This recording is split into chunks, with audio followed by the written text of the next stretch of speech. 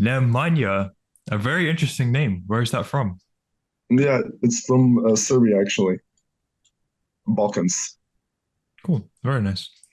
So, the reason I invited you on is because I saw some nice wins from you in the copywriting campus. Could you explain what they were about?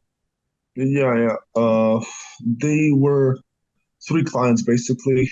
I got them like in the last month. They all poured in like instantly. I was just like, oh wait, win here, win here, win here. Okay. And it's like three clients. For two of them, I'm doing a full marketing funnel build. Like I'm doing everything for them.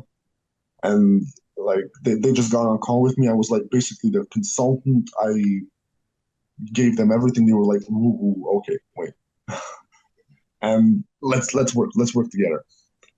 And I was like, fine. And those guys are $500 and 750. And the other client I got is like just this ad client for $500. No, 350. And I just wrote him a couple ads, and they didn't work too well because his offer was kind of off. So we kind of stopped working. But yeah, Yeah. that's how And it's what was going. the total amount you've made in February? Uh, 1600. Yeah, very nice. And that was first clients that came in and all three in February. Very interesting. Yeah, yeah. Did you have any experience with copywriting before you joined the real world? With copywriting, no. I did start like my marketing agency, and I was completely and utterly hopeless in finding clients. I did not know how to charge. I did not know anything, and I did not know how to answer the question of what can you do for me that I cannot do for myself. And that's how I started. Uh, Thought to myself, I got to get into copywriting, and I got into the real world, and that's how things went basically. Mhm. And when you joined the real world, how different was the material from what you saw compared to what's out there on the internet? It was very, very different. I I was like I scoured all of YouTube to find material that I can use to like learn how to market properly, and I tried my best like to learn, but it just did not go as well as I would have liked it to.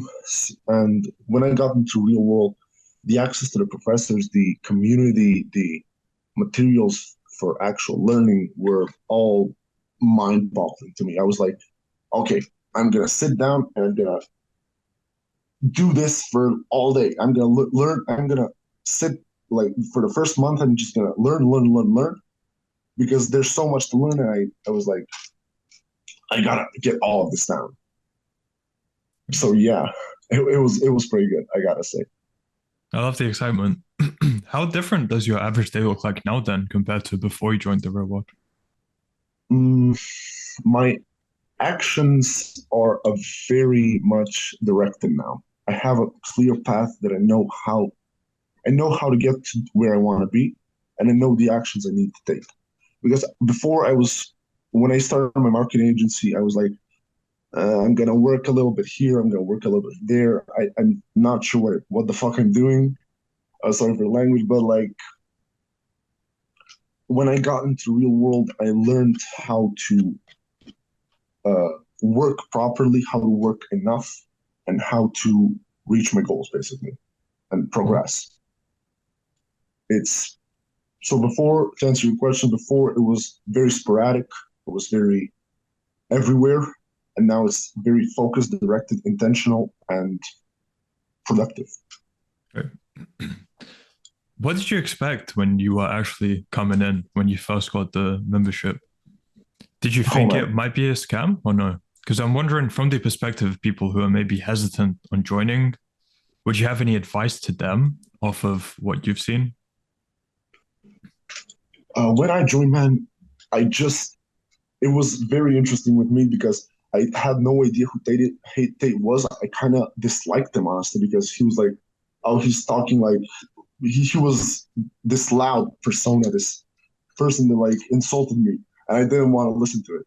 But when I was in my lowest, when I was like horrible, like down bad, I just checked out his stuff, and I was like, oh wait, and I immediately jumped into this course. I did not think twice. So yeah, I did think I did have my second doubts. Didn't have my doubts about Tate, about the real world. But when I joined, it was definitely dispelled instantly. Like the moment I joined, I was bombarded with value. I was like, I didn't know where to start. It was great. And my advice to anyone that's kind of hesitant is $50, man. You can just jump in. It's pretty easy. Like it's not a scam. Your mind's gonna get blown with value. Just jump in. That's my advice. Yeah. Why do you think they only charge $50 for all the value they provide? I think it's because like it's accessible to young men because it's like $50 and young men can afford it. They can just get a job, they can ask their parents and just jump in and start getting value, start learning about business, start achieving their goals. First is accessibility, and next, I think it's the idea that trolls cannot get in because these copywriting servers, these free copywriting servers are all plagued with like trolls, with people that don't want to work. But when you have this like small price point, it's like this entry barrier to people where like, do I really want to pay $50 just to troll some people? No. It's like just a serious community of men trying to improve themselves, trying to become the best version of themselves. Right. That's what I'm thinking is their reasoning. Yeah, it's a good filter. I would agree. And has the community had any kind of impact on you since you've joined? Oh man, the community is massive, man. From the professor like answering all our questions, literally all of our questions, that he has this like channel where he answers every single one of our questions, no matter how benign or stupid or whatever. You can ask him anything and he'll answer. From the massive amounts of young men improving themselves, like you're a 22-year-old, imagine, and you see this like 13-year-old making money in this like win server, and it's just like you cannot not work. It's like what the fuck is this kid doing making money, and if I'm not making money, so you just jump in and like you make friends, you make these people where you make connections, you brainstorm, you make everything. I got this one friend and constantly on Discord, and we're just pushing each other. We gotta make 40 outreaches today. Let's go. We gotta get this client today, get them results, whatever. It's the community aspect is massive, man. It pushes you beyond your potential and shows you what's possible. Right.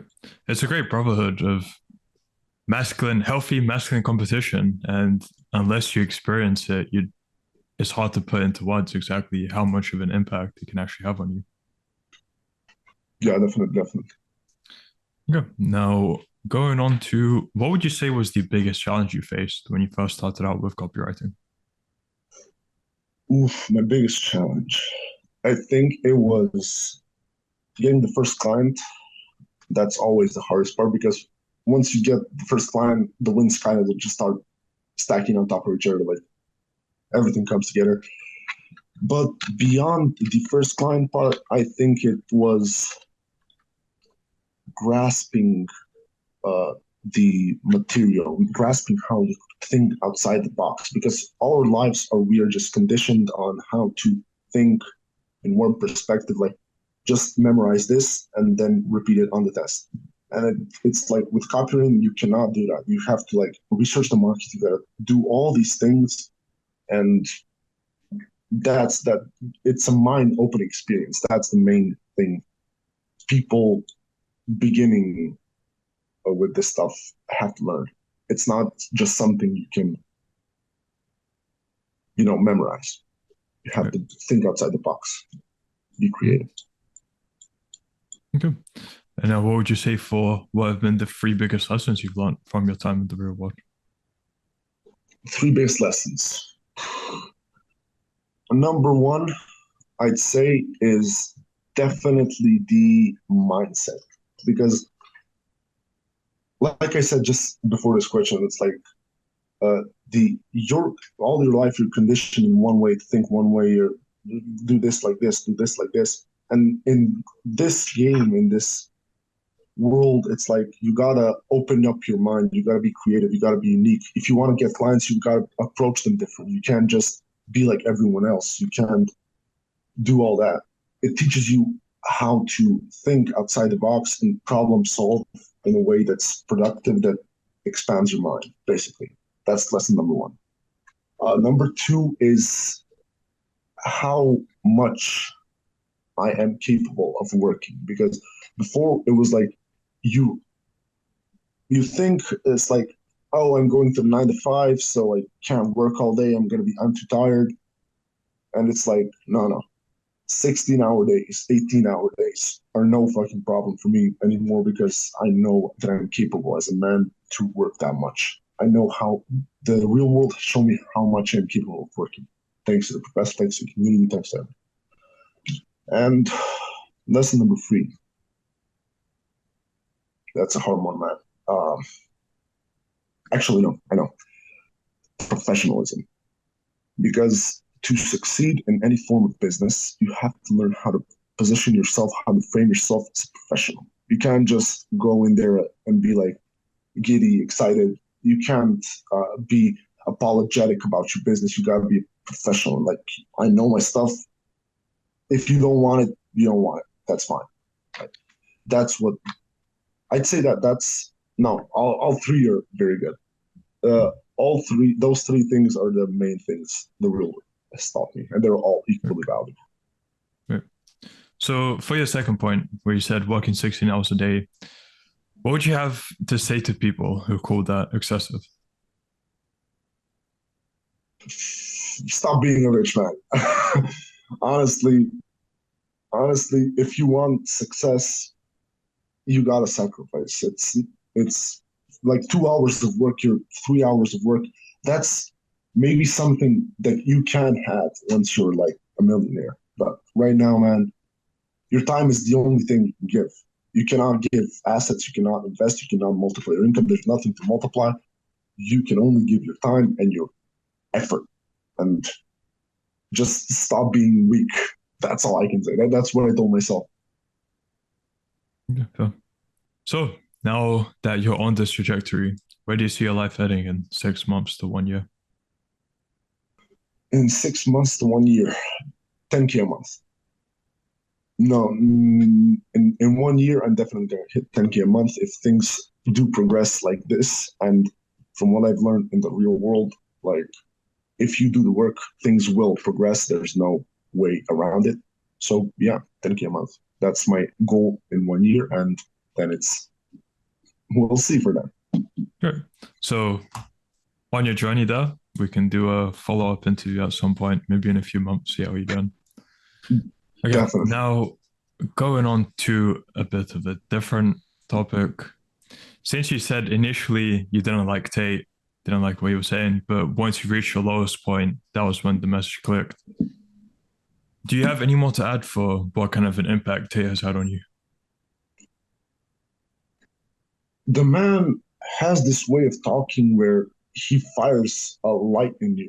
He lights up a fire in your soul, man. I don't know, because you see him so successful, you see him trying so hard, you see him explain to you everything you need to know, and then you just feel like a bitch. Like, hang on, I'm broke, I'm weak, I'm unconfident. Why am I not doing the work?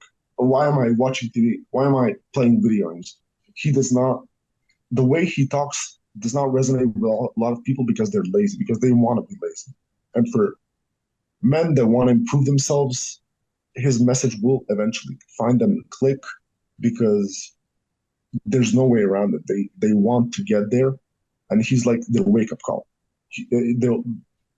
People like Tate are their wake up call. Does that answer your question? It does. Thank you. And yeah, that brought back a memory for me as well. I won't go into it, but yeah, I completely agree. And that is all my questions for you, Nemanja. Did I say that right? Yeah, that's right. Yeah. If people want to find out more about you or contact you, where can they do so? They can follow me on Instagram. I got this professional account I'm building out right now, personal branding. and they can check out my website at nemanjakilibarda.com. I will need you to spell that out. So it's N as in Nancy, E as in elephant, M as in Mandarin, A as in apple, N as in Nancy, J as in June, A as in apple, K as in K-pop, I as in Illinois, L as in league, I as in Illinois, B as in beard, A as in apple, R as in rock, D as in deed, A as in apple.com. It's a long ass spelling that. Okay. I love the words you're associated with it. Okay. Now I'll add all of that to the description of the video. Again, Nemanja, thank you for your time. And I, as I said, look forward to doing a follow-up in future. And until then, Thanks I for wish you all having the me, man, best. and I look forward to it too.